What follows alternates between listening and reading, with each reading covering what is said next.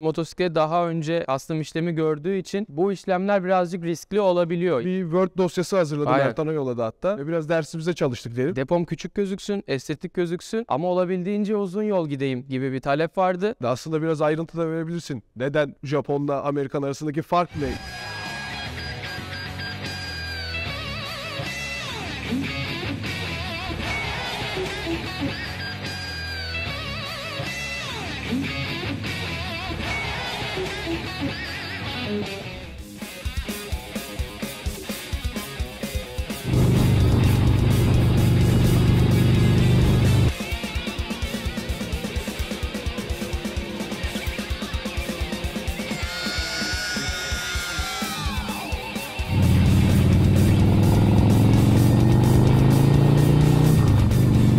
West Riders Custom'a hoş geldiniz. Bu hafta XVS 1100 Dragstar Classic Raven adını verdiğimiz custom motosikletimizi tanıtacağız. Bu motosiklet daha önce restorasyon görmüş halde bize geldi. Ardından toplandı, müşterisine teslim edildi ve sonra yeniden dükkana geldi, yeniden restore edildi. Böyle çeşitli süreçlerimiz oldu. İsterseniz başlayalım. İlk önce tasarım süreçlerinden başlayalım anlatmaya. Daha önce custom yapılmış bir motosikletti. Arka çamurlukları falan kesilmişti. Yani orijinal çamurlukları yoktu. Ön çamurluğu farklıydı. Deposunda birkaç işlem vardı. Müşterinin aslında bir önceki kişilerden istediği isteklerin aynısını bizden istedi. Tabii bunu isterken de bir Word dosyası hazırladım. Aynen. Ertan'a yolladı hatta. Biz o Word dosyasının içerisinden okuduk. Biraz dersimize çalıştık diyelim. Sonra müşteriyle buluşup tekrardan üzerinden geçtik projenin. Aslında istediği belli başlı şeyler vardı. Bir breakout'un çamurluğunun bir görselini atmıştı. Biraz daha bobtail bir çamurluk istiyordu. Biraz daha spor bir görüntüye sahip olması istediği için ön çamurluğu daha kısa, daha sportif bir çamurluk istiyordu. Depoda daha fazla yolculuk yaptığı için, uzun yollar yaptığı için deponun çok küçülmesi istemedi ama bir şekilde de daha estetik bir depo. Çünkü Dragstar'ların depoları biraz kaba ve şey oluyor. O konuda balina gibi oluyor tasarım yani. aslında bizi biraz zorladı. Japon olmanı istiyorum ama çekik gözlü olmanı istemiyorum. Depom küçük gözüksün, estetik gözüksün ama olabildiğince uzun yol gideyim gibi bir talep vardı. Biz de bu şekilde bir çözüm yolu ürettik. Alttan oyuk halini tasarlayıp yeniden imal ettik depoyu. Tabii o deponun çizgisiyle devam eden de bir sele tasarladık. Aslında yan taraftan bakıldığı zaman motorda bir hat devam ediyor. Tek kişi kullanıyordu motoru, tek kişi kullanmak istiyordu. Yolculuklarda bagaj taşıması için arkada bir rek yaptık. Şu an rek üzerinde değil. Çünkü motosiklet bir tur yapıldı. Sonra egzozları değişmesi için tekrardan geri geldi. Instagram'daki fotoğraflarda da eski egzozlarıyla olan fotoğrafları var. İşte motosiklet daha önce custom işlemi gördüğü için bu işlemler birazcık riskli olabiliyor. Yani içinden ne çıkacağını bilemiyoruz ve gerçekten çılgınca şeylerle karşılaştık. O süreci biraz zorlaştıran durumlardan biriydi. Ardından zaten müşterimizin gönderdiği görseller ve belgeler üzerinden zaten ne yapmamız gerektiği az çok belliydi. Ufak tartışmalar sonucunda sonuca vardık. Direkt zaten breakout'un arka çamurluğu görseli gelmişti. Bunu yapmamız için yan ayakları da kendimizin imal etmesi gerekiyordu. Spor ön dar bir çamurluk. Yine istediği gidon modeli çok netti. Kilometre saatini farklı bir kilometre saat uygulanmıştı üzerine. Onu MotoGadget'ın Motoscope Mini kilometre göstergesiyle değiştirdik. Ardından yine tasarıma uygun bir depo ve sele imal edip bitirdik, gönderdik motoru bir posta. Tabii ki bunlar sadece bizim ürettiğimiz parçalar. Bunun yanı sıra motor üzerine tamamen bir restorasyon işlemi uygulandı. Ön arka jantları tamamen söküldü. Göbekler ve çemberler boyaya gitti. Jant telleri yeniden kel kaplandı ve yeniden akortlandı jantlar. Disklerin göbekleri, ayaklıklar değişti zaten. Ön amortisör coverları, far gibi birçok parça, mesnetler ve şasideki boya atıkları gibi birçok parça yeniden boyanıp yenilendi. Aslında olabildiğince fabrikadan çıkmış gibi göstermeye çalışıyoruz tüm projelerimizde. Harley elcik ve kütüklerini kullandık. Japon elektrik sistemini Harley'in elektrik sistemine çevirmem için yaklaşık bir buçuk haftalık çok stresli bir süreçten sonra sakallarımda, saçlarımda beyazlar çıktı. Tekrardan bir devre kurup o sistemi de çözdük. Yani onun dışında egzozları tekrardan yeniden yaptık. Tabii bu arada bir Japon motosikletin üzerinde, yani Yamaha Dragstar'ın üzerinde Harley Davidson kütükleri, manetleri ve aynaları bulunuyor şu anda aktif halde. Elektrik tesisatı bir Amerikan motorun elektrik tesisatı, Tabii. yani bir Harley elektrik tesisatı gibi. Çünkü sinyaller falan her şeyde değiştiği için Murat onlarla ilgilendi. Aslında biraz ayrıntı da verebilirsin. Neden Japon'la Amerikan arasındaki fark ne gibisi? Yani şöyle, Japon motorlarda tek buton üzerinden sinyaller kontrol ediliyor. Harley'de, Amerikan sistemlerinde iki ayrı buton var. Amerikan sistemindeki butona basılı tutman gerekiyor ki Japon motorundaki sistem sinyalini yaksın devamlı. Yani elektriksel veya buton mekaniği olarak öyle bir sistem yok kütüklerde daha doğrusu. O yüzden yani Japon motorun flaşörüyle Harley sinyal flaşörleri farklı olduğu için tekrardan bunun butonlarını ayrı bir devreyle mekanik bas bırak tarzında bir sisteme çevirdim. Yani aslında buton mekanik olarak bas bırak işlevi görevi yapıyor gibi duruyor. Ama bunu tamamen elektriksel olarak yani devreyle birlikte yapıyor. Elektrik tesisatını anlatınca su altında konuşuyormuş gibi geliyor bana. Yani hiçbir şey anlamıyorum.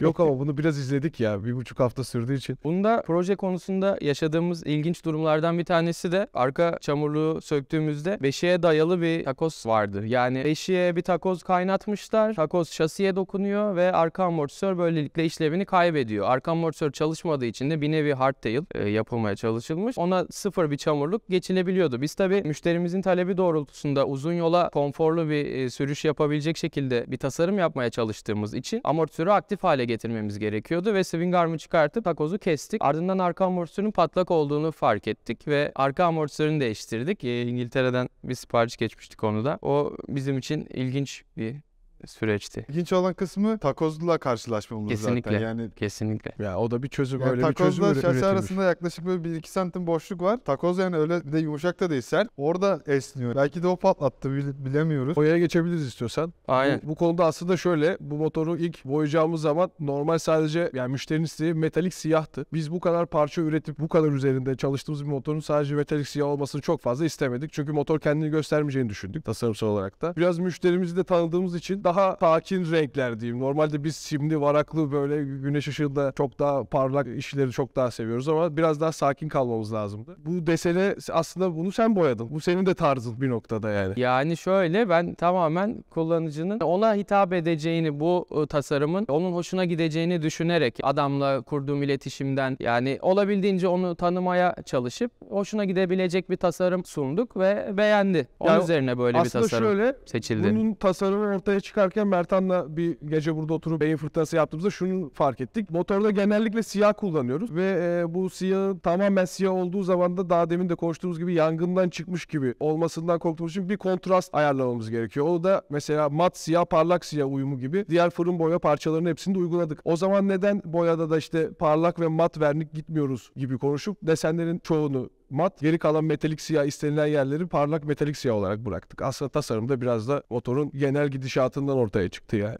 Ardından motoru teslim ettik. Bir süre kullanıldıktan sonra tabii ki insan görüyor. Ya burasını da mı yaptırsaydım, şurası da şöyle mi olsaydı diye. Tekrar egzoz ve ayaklıkların değişimi talebiyle geri geldi. Proje bittiğinde kendi aramızda da konuştuğumuz bir meseleydi. Yani egzozları kesinlikle değişmesi gerekiyordu. Orada bir eksiklik vardı. Zaten müşteri de sonradan o taleple geldiğinde egzoz orijinal tüplerini kullandık. Yani üzerindeki tüpleri keserek yeni end cap'ler ve susturucu işledik. Onlar yapıldı. Ondan sonra arka egzozla ön egzoz aynı hizada bitmiyordu. Onların headers borularının mesafelerini ayarlamak durumunda kaldık. Yani aslında sistem şu, sıfırdan yapmadık. Mevcut egzozu üzerinde modifiye uygulamasıyla bu son halini verdik. Daha bu coverların kısaltma işlemi de genelde aralardan parça çıkartılarak veya parça eklenerek uygun boyutlandırmayı yapıyoruz. O şekilde oluyor. Tabii bir de kendi imalatımız olan, genelde çoğu projede de kullandığımız alüminyum egzoz end cap'lerini yine bu motora ekledik. Aynı zamanda bunun içindeki de susturucu sistemini tamamen değiştirip bu egzoza uygun bir karbüratör ayarıyla da motoru trafiğe çıkart. Şöyle de bir durum var. Normalde bu tarz proje çekimlerini mümkün olduğunca araç sahibiyle birlikte gerçekleştiriyoruz. Yani ne diyelim ona, bir teknik bir aksaklık sebebiyle kendisi yanımızda değil. Buradan ona selam iletelim.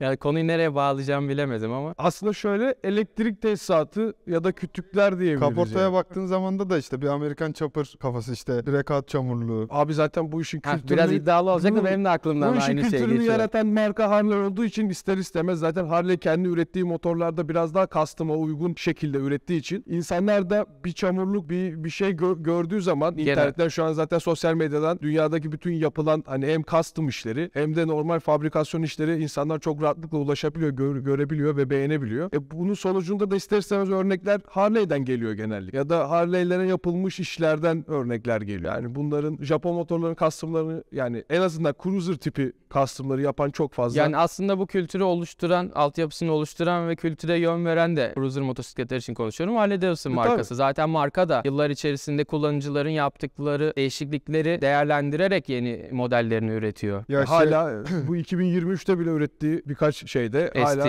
mesela. Ya şöyle Aynen. bir durum var zaten, hani mesela motor yaptığımızda teste çıkıyorum, işte bu tanıdıkların yanına uğruyorum. 1 ton parçasını değiştirdiğimiz motora verdikleri tepkiyle Harley restore ettiğimiz bir projede Yani orijinal tamamen, hiçbir şey değişmedi. Ona verdikleri tepki çok farklı oluyor. Harley çok aşırı beğeniyorlar. Yani Harley tasarım ve parça olarak bence Japon ve diğer motorlara göre daha kullanışlı ve hoş görünüyor. Yani en basitinden kütükler yani. Sadece aynayı aşağı almak gibi çok basit bir işlemi bile yani bir somunu söküp aynanın yönünü değiştirip Ya yapabiliyorsun. sana kişiselleştirme şansı sunuyor Evet. marka işte aslında. Harley İster yukarıda Davidson'ı kullan, ister övmemize aşağıda devam kullan ya. etmemizi istiyorsanız hemen sponsor olabilirsiniz herhangi bir Harley bayi. Sürüş testi ya gayet keyifli ve genelde bu tarz gidonlar çok klişedir. Kolun ağrımıyor mu diye bir söylemle karşılaşırsınız. Yani hiç ağrımıyor bende. Ya bir de genel olarak zaten motorun imalat amacı konforlu bir şekilde uzun yol yapması olduğu için zaten aktif bir amortisör var üzerinde. Arka beşik yerdeki tüm darbeleri emiyor. Çok sert bir amortisör yok. Yani estetik görüntüden kaçmadan olabildiğince etli bir sele yapmaya çalıştık. Tabii ki bu seleye göre ayaklık yine müşterinin ölçülerine, boyutlarına göre rahat edebileceği bir gidon ürettik. Aynı zamanda depoyu da maksimum derecede geniş yapmaya çalıştığımız için kullanıcıdan aldığımız geri dönüş de bu anlamda iyiydi. Çok fazla duraksamadan ve rahat bir şekilde uzun yol yapılabiliyor makineyle.